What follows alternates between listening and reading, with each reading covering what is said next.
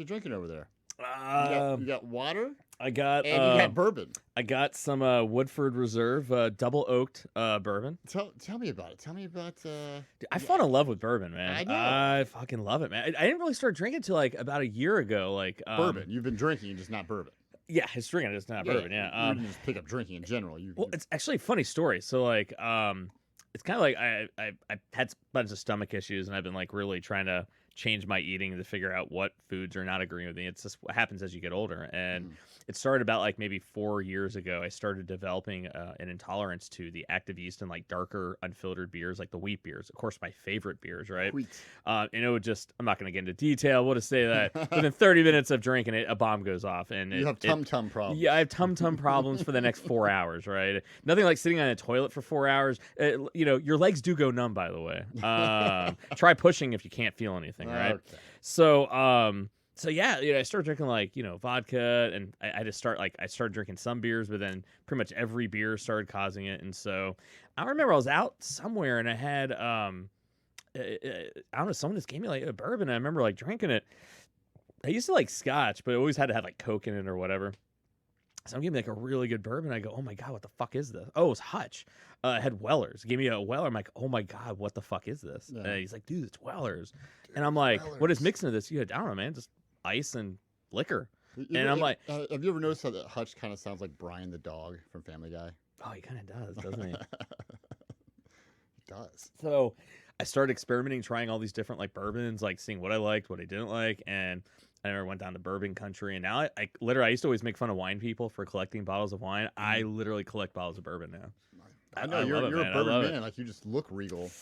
I don't know, man. It's just like it's good, and the nuances of it, the history to it, literally all the different styles of making it, and it's part of America. I mean, you can't. There's not much more. Everyone go, it's American as apple pie. Now, fuck that noise. American as bourbon is probably more American than anything. And there's a craft to it. You have to wait. You can't push it. There's no shortcuts. It to me, it represents like. I'm like a mindset that I try to teach my clients is that like just patience and paying attention to the craft, the small pieces, doing your research. I mean, it's just I feel like if you switch back to beer, I think you need to go back to beer because then instead of from Inglorious Bastards, they had the bear Jew. You can be the beer Jew.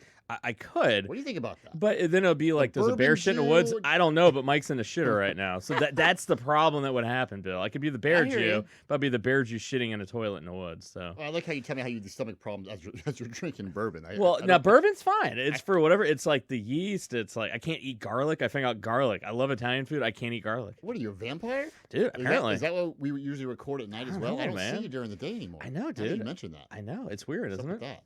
Dude, there's a lot of Jews in Transylvania. I mean, I don't Well, know, it makes dude. sense because it's a Sylvania. Yeah, I mean, well, So- vampires technically are pretty kosher if you really think about it. I mean, Yeah. so Vlad Dracul. you don't see a lot of them, Man. biting someone's neck and drinking milk. No milk and meat. I mean, so that's kosher, right? They only after sundown. The Sabbath after sundown, so they're only out at sundown. I don't know. I mean, I there's don't something know. true to it, man. I guess we'll find out. I Well, don't know. I hear you on the drinking thing about getting older. I mean, it's every year that I'm 40 now, but every year that I get older, every year that I age, I drink less and Mhm. less, and it's not necessarily a conscious effort. I mean, back in my day, back in my youth, I did plenty of drinking. Oh yeah, dude. Yeah, I did enough drinking for me. I did enough drinking for you. I did Oh, enough yeah. drinking. Well, there was a time where literally, like, you would drink 20 times more than all this, and then now you're like the opposite. You're the healthiest. It's just honestly, it's not like a conscious thing. I mean, it's just I don't know. Like I don't want to say you grow out of it because it makes me I sound think like it I'm just so hurts mature. more, man. And Like, I'm not mature. And it's not that I don't have less time or more time. It's just I don't know. It just and I'm drinking now. The last beer I had was on last week's show when I was over, here because it's the last drink I had because I don't know. It just I think it just hurts, man. Like when we were talking about like guys I went to grad school with, like we did like a little once a year trip. We had like 10 years in a row.